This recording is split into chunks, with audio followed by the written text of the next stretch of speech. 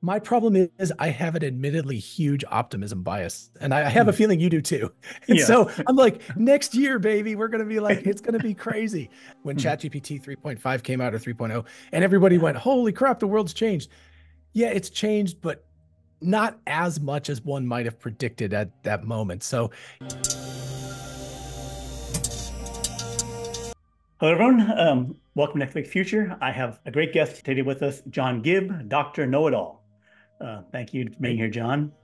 Yeah. So we're going to discuss my theory about inference and how important that is for, these scaling laws about how we have to calculate the AI versus just train the AI. So I want to discuss that difference, and then John and I will discuss it. Okay, so for people who don't know, so AI is a hugely impactful thing. We have GPT-4, OpenAI. It's making a lot of impact of like what we can do with it. It can answer all our questions, talk to us. It's made a huge difference. But there's a difference between the training side of things, which we use huge supercomputers, massive arrays of GPUs, 10,000, 20,000 GPUs to calculate GPT-4. But then the inference part is when you say load the model uh, into the cloud or onto a laptop, then you run the model. That that level of compute is very important, and the more power you have, the more compute you have. For people who aren't aware, we have say 5 watt hours in our iPhones. That's 1 teraflop of compute, quite a lot. But then our laptops have about 20 times more, 100 watt hours, and that gives us 10 to 20 teraflops. And then a Tesla bot will have about 3,000 watt hours, other humanoid bots, but the same. That could let you run the NVIDIA H100 chip, which has about 4 petaflops of AI compute, and then could be even more power with a Tesla EV fully powering some kind of chip, or you can increase your home solar for a massive server. I have these tables where I project forward based upon how much compute we have for, say, Grok 2. I have a separate chart just in the next slide on GPT-4. So GPT-4 and Grok 2 not released yet, have about the same level of compute, same level of data, same level of energy, and they have comparable performance. And then Grok 3 will have about 5 times that. That's GPT-5. And then it'll have all the regular data, which are about 40 trillion tokens. And then it'll use about 100 megawatts of energy. The 100 megawatts is important because people trying to do GPT-6, Microsoft have said that that starts crashing the grid. Um, you may be able to do something to increase that. And then I project forward onto the later versions where you have more and more compute, more and more energy, and then more and more synthetic data, which is statistically created data. Like I have all the data I regularly have, and then I extend it by making something that looks statistically like it. Or I get real world video data, like Tesla has for the driving, or I can get audio. There's some other forms of data. So, but it's basically not as easily scraped off the internet. But at some point, we may hit the wall here. And there's some scaling laws, and here's that for OpenAI. Some scaling laws that say, this is a bit confusing, but basically, there's some researchers who say if I increase my inference, so I go from a laptop with 100 watt hours to a Tesla bot with 3,000 watt hours and a bigger chip, I can then reduce the training size by 10 times, which if I couldn't make it any bigger, that's a huge deal. Or if I just want to leap ahead a version or two and run GPT-7 into GPT-5, I would get a bigger computing inference machine to give me my answers, to run my answers on. So that, because the scaling law seems to be an inevitable conclusion that we will want the most inference machine that we can get, which could be likely could be a Tesla bot. So I wanted to go over those kind of, and this is just more about how that scaling works. So that's basically the main thing of the backup slides in terms of how that calculates out. This is from epicai.org, where they do a lot of really good analysis of AI and scaling. So, John, what's your reaction to that? It's as always. I mean, first of all, we should definitely identify that we're speculating here, of course, because this is Right. the future, so we don't know. But the numbers just always get nutty. Yeah. You start looking at these things and you're like, wow, how is that possible? But Elon has said, and I believe Sam Altman has backed him up on this as well, that electricity, Elon says transformers are going to be next year's problem, and then electricity going into the future. But generation, when you start looking at 100 MWh per server farm, and they can only put one per state or else they crash the state's power grid. That means we got 50 of those, Right. order of magnitude. We got 50 of those we can build in the US ever. Mm. Until we really ramp up our power supply. And that's difficult to do. That's slow. We're not talking about some solar panels. You got to put up nuclear power plant. You got to put up something big to have these guys have baseload. So I think what the important part is that scaling is going to get capped if we don't come up with creative ways. So there's two things that AI compute are being used for right now, and you identified it, of course. But there's the training compute, and then there's the inference compute. And so the training compute is what everybody talks about these days. They're like, oh yeah, training compute, we need all this, all this, all this. But let's not forget, you can't just make Chat GPT 4.0 and then give it to 5 people. You want 1 million or 100 million or 500 million to use the product. Well, where the hell is all that compute coming from? So sure, the inference is not as expensive per token as the training, because that's the way it goes. But you need orders of magnitude more inference than you do training. You only have to train it one time, right? And realistically, you're probably going to do it 20 or 30 times because you screw it up and you have to keep fixing it. But if you did it right, you would do it one time. The inference is infinite. It just keeps on going and going and going forever. So the brilliant part of what you're talking about was actually that first slide. If you want to share that and if people didn't understand that, I hopefully I can touch on that, because it's really, really smart to talk about that. And that is that, look at what Tesla has in terms of inference compute available. Now, I mean, certainly, of course, we all have this, which is going to be great. Already ChatGPT, certainly Llama 8 billion is available. You can run that on your phone right now. And we're going to get these small language models that'll run on your phone. And so that's great. That'll do some of the lifting. But once we get to anything heavier than what you can run locally, you've got effectively 3 kilowatt hours per robot and 60, 70, whatever kilowatt hours per electric vehicle. And those are, they have very, very high-end computers inside them. People don't think about that. They're like, oh, I'm driving my car, but it's got 2 hardware 3 or hardware 4 chips in it. And those things have a lot of memory, and they're very, very efficient, and they work really, really well. And the super, super important thing is they are battery operated. So if you start thinking about the power, so let's say, we got these data centers, we can make the data centers focus just on training, only do training, not do inference. And what you do then is you distribute your inference engine, because none of these things are set up to, you couldn't train on your car. It doesn't have the right bandwidth. It doesn't have the memory. It doesn't have anything. But you can do inference all day on that thing. And that means that you can distribute wherever there's a car in the whole world, you could do inference. And with Starlink or something like that, or just a 5G cell phone connection, you can do it relatively quickly too, right? It's enough bandwidth to do text tokens, to do image uploads, stuff like that. And then if you have it on battery power, let's say that your grid, there's always the kind of duck curve where you produce the most power, but you're not using it, and then you need more power and you are using it. And you can load balance by using the battery instead of using the electricity directly. So let's say it's the afternoon, it's the summertime, super high demand on electricity. So you're having to run peaker plants, you're having to bring all these solar power things online. You run the inference that you need right then off the batteries, so that you're distributing things over time. So you're still able to do the inference at 4 o'clock in the afternoon, 5 o'clock in the afternoon.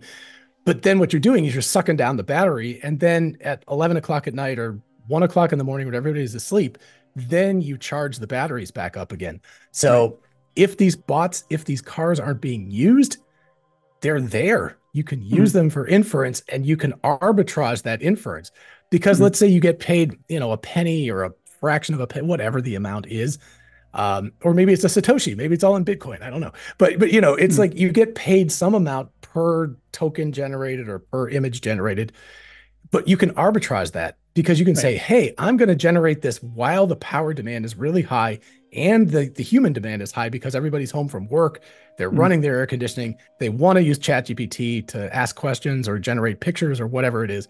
Mhm. And you arbitrage that. And so you make more money doing that. And then you charge your car back up again at night when electricity is cheap. So Right. Sam Altman said compute was going to be the new oil. I think it really is even more fundamentally electricity is the new oil. Right. So, if you can arbitrage that electricity for compute and run it off batteries, Mhm. wow. And if you Right. have a Tesla bot, let's say you're a factory and you Mhm. have 1,000 of these things and you only run 2 shifts a day. Well, all Mhm. night long while those suckers are plugged in and not doing anything, they can be running inference and making money Right. for you. Yeah. Right. So in terms of the simple relationship between these things is that currently work by Altimeter Capital, which is a $10 billion fund with Brad Gerstner and Bill Gurley, who done some great YouTube videos recently. They were saying that for OpenAI GPT-4, that the amount of money they were generating from each query, so each inference, each set of work, was currently more than the cost of electricity and the other stuff they're doing. So they were losing money to do Right. that Yes. versus Yeah. Google making a ton of money for each search. But Right. the crossover point was that they were at um, 3 to 30 cents, I think, per um, per query that they were costing them, but that they could make, 1 to 2 cents. So they were the cheapest one was very close to the crossover point. And then once you get it down Right. to 1 cent or less, then your query is just you're making money because I'm costing 1 cent of energy and I'm making 10 cents on the answer, right? So Right. then that multiple that is the value, the margin that is like, okay, half for you, half for the company supplying it, like that. Whatever that is, once it becomes largely positive, then it's like the whole unlimited thing kicks off. That basically Right. Right. we, Exactly. everyone making money. So then the more we do, that's the whole thing right now with all of Silicon Valley, Yeah. Meta, everyone that why they're betting $10 billion, $100 billion to do the thing is because they see here's the formula, here's how I'm going to scale. All I do is like whenever I multiply how many I'm doing by the money, I'm just 1 trillion searches, 1 penny each. I'm making $10 billion. Similar for this, once it gets really big, then the bigger I make it, then the more we everyone makes. So then that swallows our economy to do that. Yeah. Yeah. And the interesting part about this, of course, is when you include things like the Tesla bot that are physical, they also will be disrupting the physical labor market at the exact same time. So, Right. and they are doing inference compute.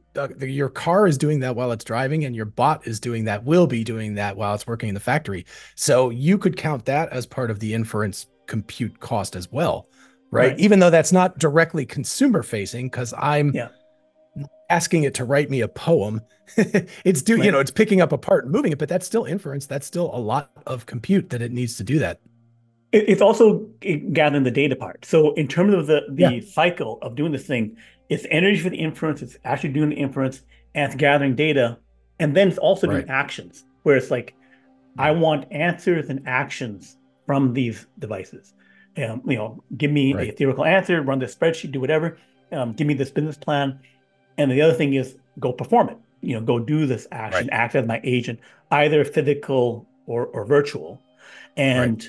And it can do a virtual task by just stopping there or not stopping and then thinking about it and then providing remote answers off other places. That whole distributed inferencing that Elon and you've talked about. Yeah. Right. So it's something which is I think potentially bigger than just like the physical action part versus the answers part. They're getting a better Right. version of GPT, a better version of Grok, because I can, with the extra power, I can leap 2 versions ahead. So for people who Yeah. don't understand that, is that if I can if I have more power, say, not just on the compute training side, but on the inference side, I may be able to like have 100 times more power on the inference side, and then reduce the power 10 times on the compute side. So then I could leap ahead to Grok 7 instead of Grok 5 next year, where I just like distribute the compute systems so I can do more work. So then whoever wants has value and saying, oh, I want to use GPT-5 instead of GPT-3, then I'm willing to pay for it by $10,000, $20,000 for my server or a Tesla bot. Yeah. Yeah. Yeah. I mean, I think that's what it's going to come down to. It's just going to be pure economics. It's if and I could see companies like Apple or Microsoft doing that as well, because your laptop sits there most of the time for most people. It's just sitting there.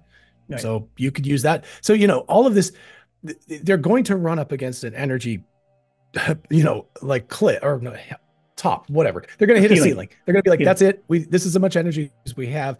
Can't build out the grid all that fast, which means that people are still going to they're going to have the appetite for getting the inference.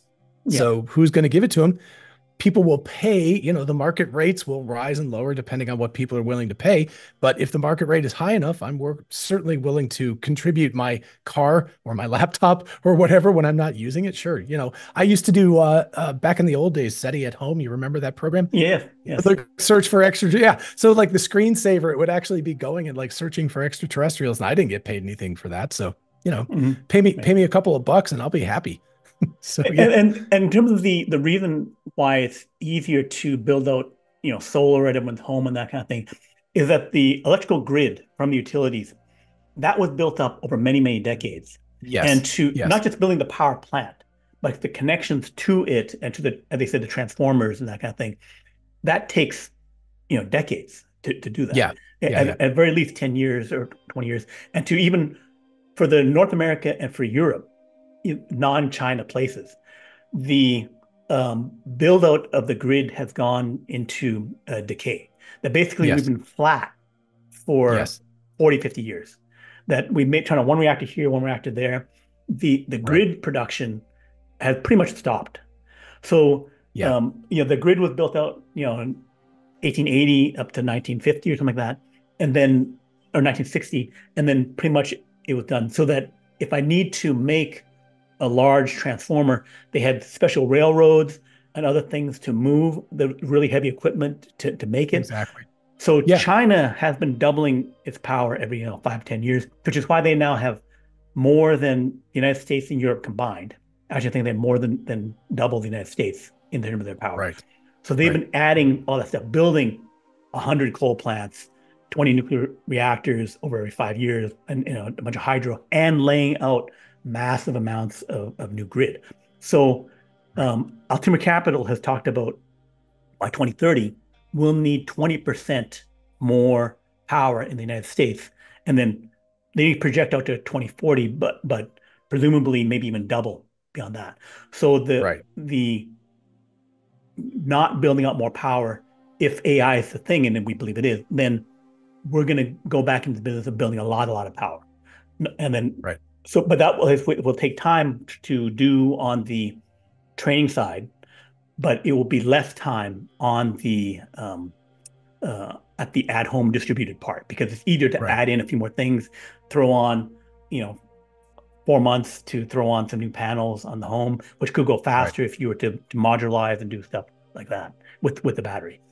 Yeah. So exactly. Go ahead.